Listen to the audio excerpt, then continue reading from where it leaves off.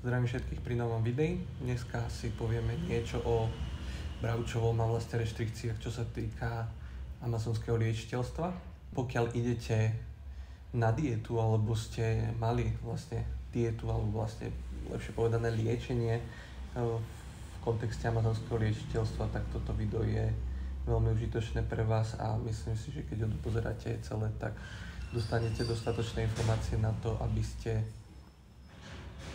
prešli týmto procesom, či už predaj po veľmi starne a bez žiadnych komplikácií. Že v prvom rade amazonskí liečitelia počas diét, alebo jedna z reštrikcií liečebných diét, vďaka ktorým títo amazonskí liečitelia liečia ľudí, je abstinencia od bravčového mäsa. Oni títo liečitelia to vysvetľujú tak, že toto bravčové má v sebe veľmi nebezpečnú energiu, ktorá je nebezpečná pre tú prácu, ktorú oni robia, alebo pre ten liečebný proces. Či už to je pred tým liečebným procesom, počas, alebo po ňom. To si vysvetlíme neskôr. Dalo by sa povedať, to sú také špekulácie, alebo aspoň z mojej skúsenosti to vidím, je to taká pekná analogia v tom, že vlastne táto liečebná dieta je niečo, čo vo vás buduje energetické štruktúry, povedzme. No a tieto energetické štruktúry si môžete predstaviť ako krásny dom. A vy, keď zjete bravčové mäso, tak vy ako keby ste do toho domu hodili granát alebo nejakú inú výbušninu. No a vlastne vy tým, že to mäso požijete, tak vy si tie energetické štruktúry zničíte. A to má za následok zhoršenie zdravotného stavu. V niektorých prípadoch ako veľmi, veľmi silné zhoršenie, záleží to na diete, ktorú podstupujete, alebo čo vlastne riešite. Pokiaľ tá dieta je nejaká povrchová alebo nejaká slabšia, ktorá nejde až príliš do hĺbky, tak by to až taký problém nemal, ale pri liečení rôznych chorôb, tak tam to môže byť nebezpečné. Na to si treba dávať pozor presne. Vlastne aj preto robím toto video, aby ste sa vyhli akýmkoľvek komplikáciám, pokiaľ už sa rozhodnete, alebo ste boli na tomto liečebnom procese tejto alternatívnej a veľmi efektívnej terapii. Dá sa povedať, že vlastne aj Biblia, Talmud a Korán majú v sebe záznamy, kde neodporúčajú bravčové mäso. Ja nechcem teraz, aby ste si z toho nevyznelo, že ja sa snažím porovnávať šamanizmus s náboženstvami, to nie je pravda.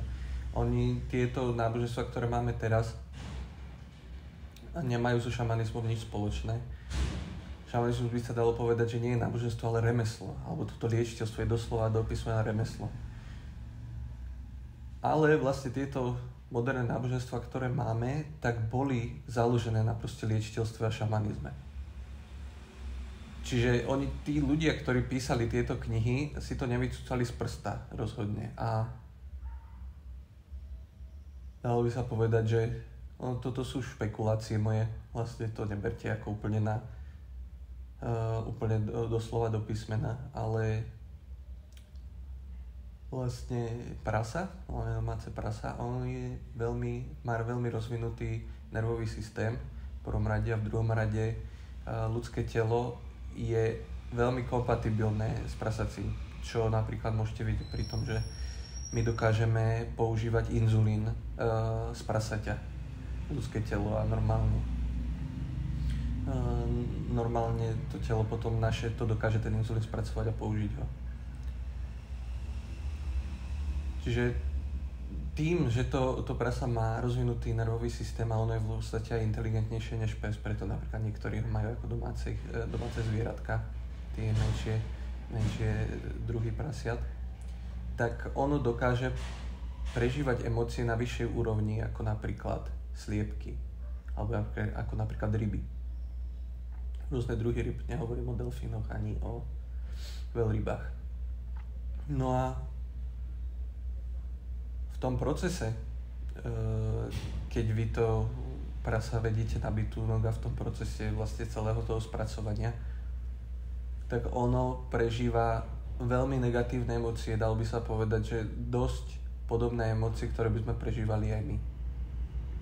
No a vy tým, že to bravčové mäso je veľmi kompatibilné s našim, tak tieto negatívne emócie sa mu ako keby uložia v mäse alebo uložia v jeho tele a my potom, keď to mäso požijeme, tak vlastne tie emócie všetky sú veľmi kompatibilné, alebo tie energie tých emócií sú veľmi kompatibilné s našim telom.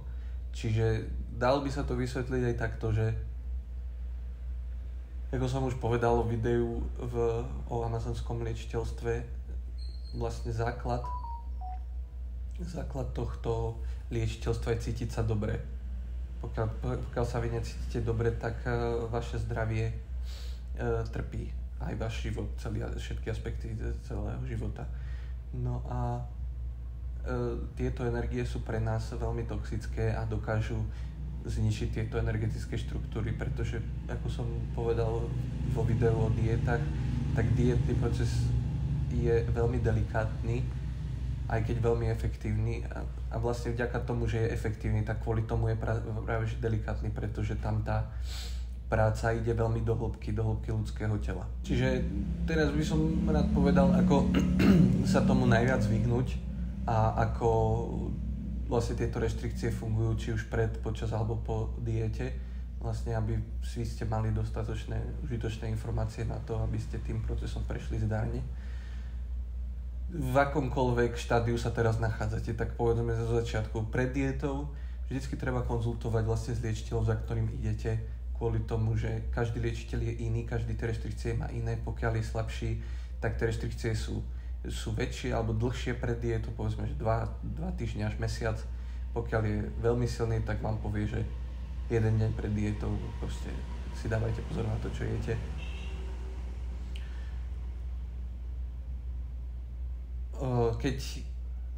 Keď máte tie reštrikcie dlhšie a musíte ísť napríklad cestovať, ja už som vlastne vytvoril aj video o cestovaní, tam som sa k tomu tiež dostal, vlastne cestovanie do Južnej Ameriky za liečiteľmi, tak je najlepšie, keď v prvom rade si zoberiete jedlo z domu. To jedlo vám prejde cez kontrolu, pokiaľ sú to tekutiny, tak nie, ale pokiaľ je to normálne jedlo, tak sa v pohode dostanete na palubu aj s jedlom. Čiže najlepšie si zobrať vlastné jedlo, nájsť sa, dokedy vám to vydrží, potom ten transatlantický let, tam si vybrať vlastné jedlo, či už halal alebo košer, tie sú najbezpečnejšie. Halal je podľa mňa úplne najbezpečnejší, s tým nič nepokazíte. No a snažte sa dostať proste čo najrýchlejšie k tomu liečiteľovi, kvôli tomu, že tam on väčšinou vlastne buď v jeho rodine alebo v tom liečebnom centre, kde ste, tak tam sú špecializovaní kuchári, ktorí vám to jedlo navaria a je vlastne bezzávadné, čo sa týka týchto energií bravča.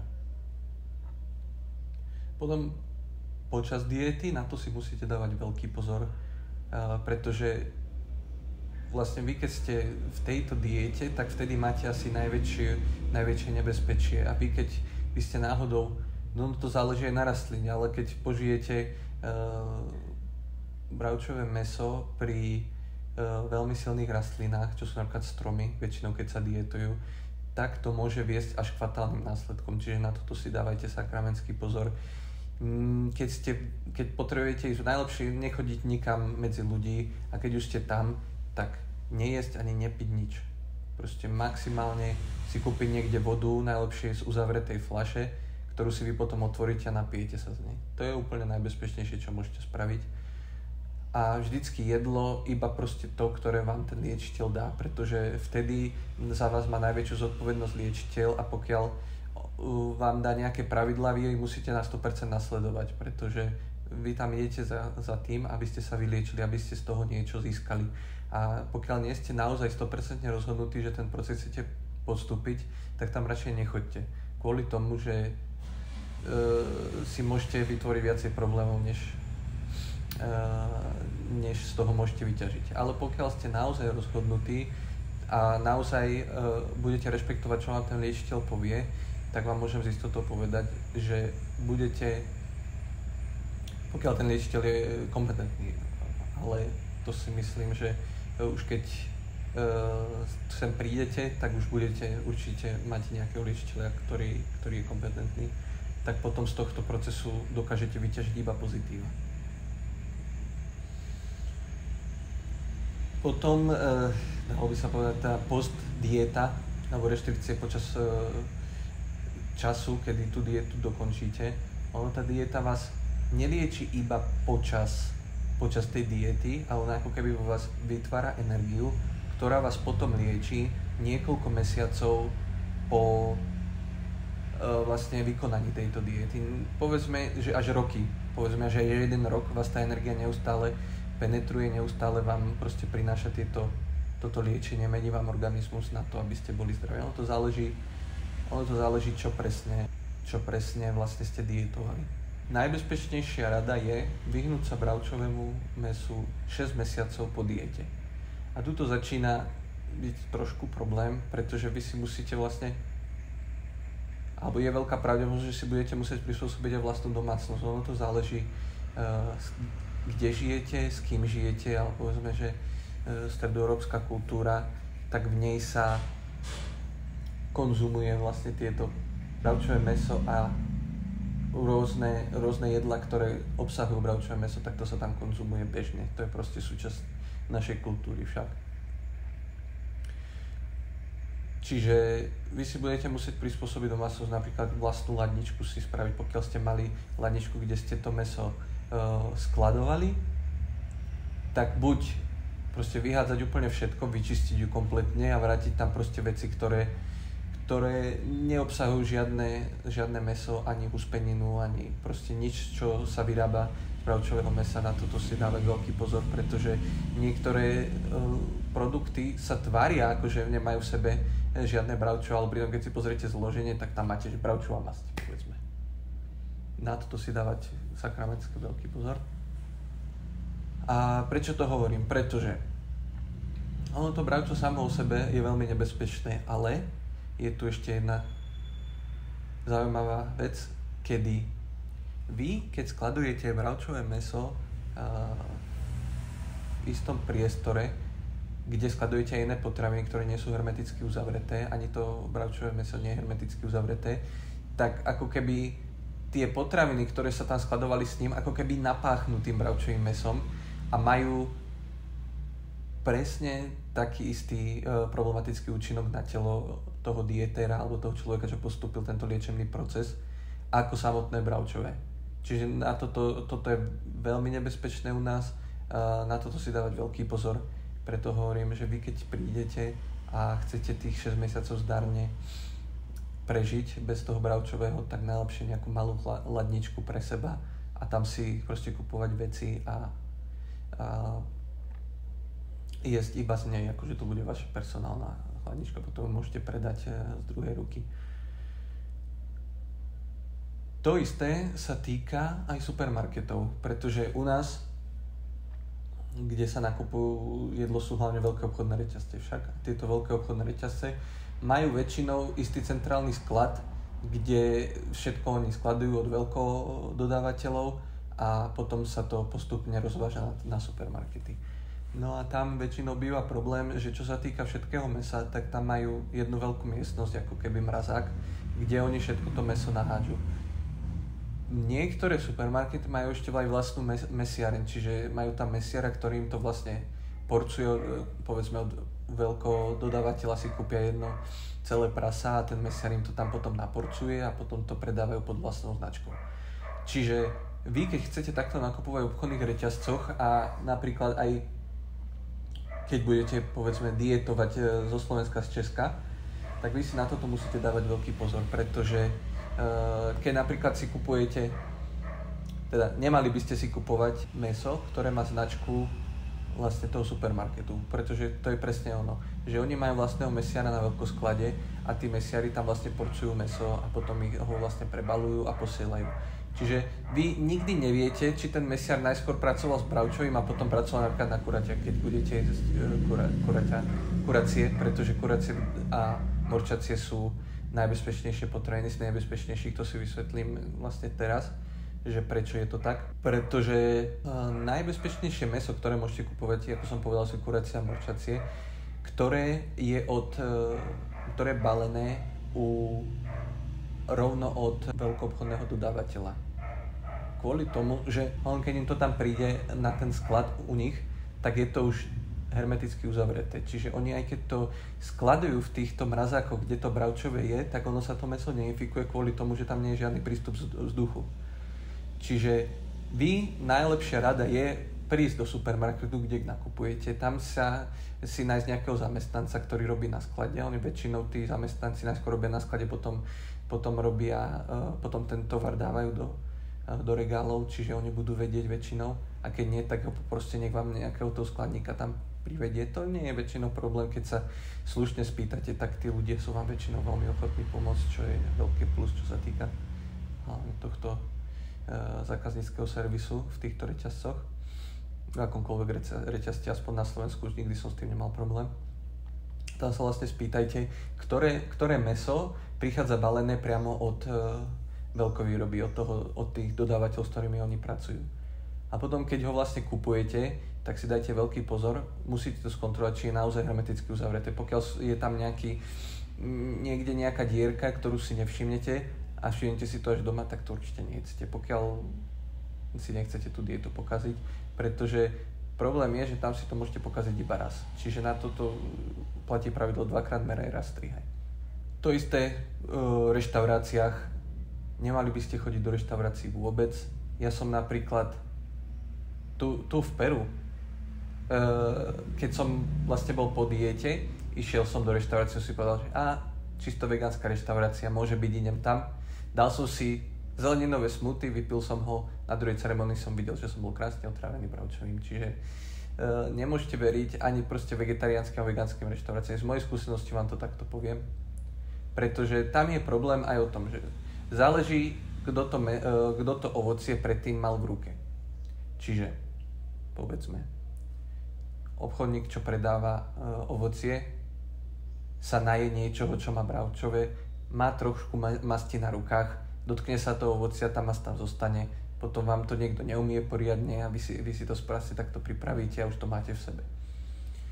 Čiže dalo by sa povedať, že pokiaľ chcete kupovať ovocie a zeleninu, tak najlepšie sú také, ktoré sú v šupke, napríklad pomaranče, mandarinky. Pretože vy tú šupku vlastne dáte dole a pokiaľ je tam nejaká masť alebo niečo také proste z bravčového, tak by ste to mali očistiť a potom to nie je problém. To isté v reštauráciách, keď majú pec, kde robia napríklad pizzu, v pizzi je väčšinou slanina, oni vám najskôr spravia jednu, kde vlastne tá slanina alebo akákoľvek saláma alebo čokoľvek a potom vám spravia vašu ako keby vegetariánsku pizzu, tak máte znova infikovanú pizzu a pokiaľ ju zjete, tak máte problém. Čo sa týka reštaurácií, úplne najlepšie je, keď je to halal reštaurácia a nie je to spojené so žiadnou pizzeriou ani ničím a proste vy vidíte, že sú tam vlastne zamestnanci Arabi, proste čistí Arabi. Oni si na to dávajú pozor. Pozrite, ja viem, že v strednej Európe, čo sa týka Slovenska a Česka, takú reštauráciu nenájdete, ale napríklad keď žijete povedzme na Malte alebo v Turecku alebo v takýchto častiach, napríklad v Dubaji, tak tam ten problém nie je až taký, ale napríklad aj v Dubaji majú v supermarketoch majú časť, kde predajú bravčové, aj keď oni to majú o mnoho lepšie oddelené. Čiže ako v týchto štátoch, kde je prevažná väčšina ľudí, ktorí vyznávajú islám, alebo ktorí nasledujú islám, tak tam to až taký problém nie je, lenže u nás na Slovensku a v Čechách tá kultúra je s bravčovým veľmi spätá. A to isté sa týka sociálnych reštrikcií, pretože kdekoľvek idete na akékoľvek oslavy, tak väčšinou sa tam podáva proste bravčové, či už rezeň alebo akékoľvek iné jedlá, typy jedlá, ktoré majú v sebe slaninu, rezeň, akékoľvek klobásy, jelita, však vy to poznáte. Čiže vy keď si najbezpečnejšie potraviny sú sušené potraviny, napríklad ovoz, cereálie, kvôli tomu, že tieto potraviny sa skladujú v úplne iných miestach ako bravčové. Proste čokoľvek, čo sa skladuje v suchom prostredí mimo týchto mrazákov, alebo čo najďalej od mrazákov, tak je to úplne fajn. Čiže veľký pozor si dávať na toto a povedzme, že ak by sa vám náhodou stalo, že by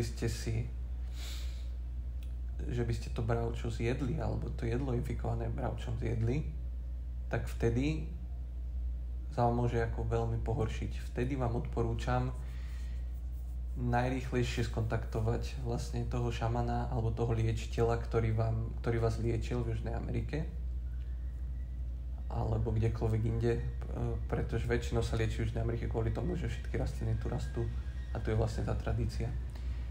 A on, pokiaľ je dostatočne silný, tak by vás dokázal na diaľku znova upraviť. Najideálnejšie je ísť naspäť, aj keď viem, že ono je toto problém, pretože vy keď ste odišli vlastne do Južnej Ameriky a boli ste tam niekoľko mesiacov, aby ste tú dietu spravili, tak väčšinou človek, hlavne Európania, majú veľa povinností a nemajú proste nekonečne veľa peňazí na to, ale proste najideálnejšie je, aby ste sa tam potom znova vrátili a spravili dvojnásobok tej diety, alebo väčšinou sa to tak robí, že keď sa tá dieta pokazí, tak sa musí spraviť dvojnásobok diety.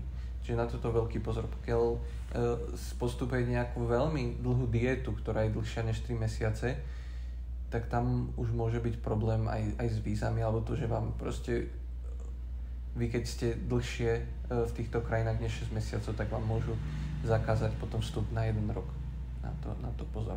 Čiže vlastne kvôli tomuto to video robím, aby ste si na to dávali veľký pozor, aby sa vám toto nestalo a aby ste to zdarne dokončili a získali proste iba tie pozitíva, vďaka ktorým ste vlastne toto liečiteľstvo, tento alternatívny spôsob liečby vyhľadali.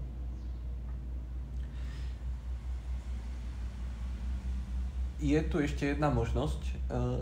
Niektorí liečitelia majú diety na tzv. Ochranu voči bravčovému.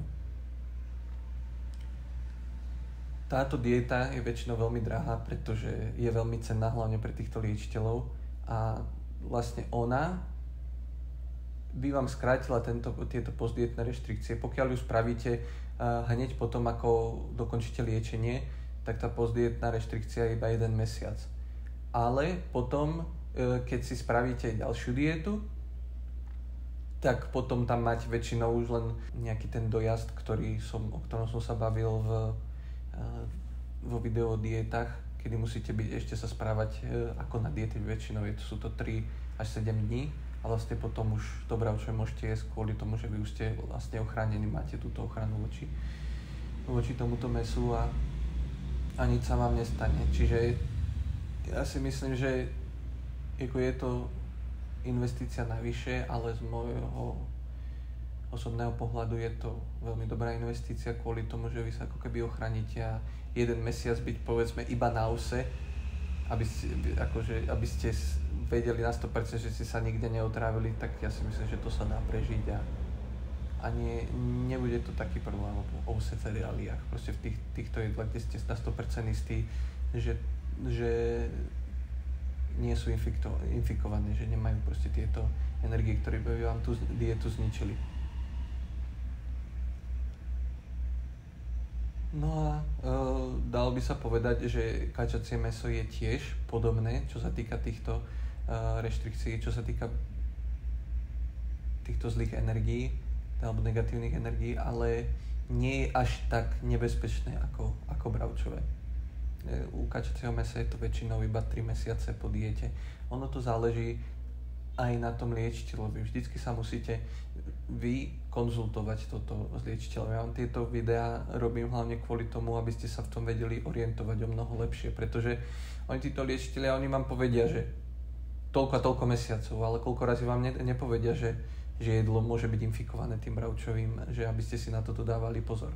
Čiže toto video som koncipoval tak, teda, aby vy ste získali nejaké tieto užitočné rady, ktoré vy dokážete potom aplikovať do svojich životov, pokiaľ prídete do Južnej Ameriky sa liečiť, aby ste mali čo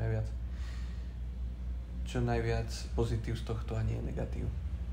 Čiže dalo by sa povedať, že to je všetko. Ak máte ešte nejaké otázky, tak ma neváhajte kontaktovať a vidíme sa v ďalšom videu. Čau.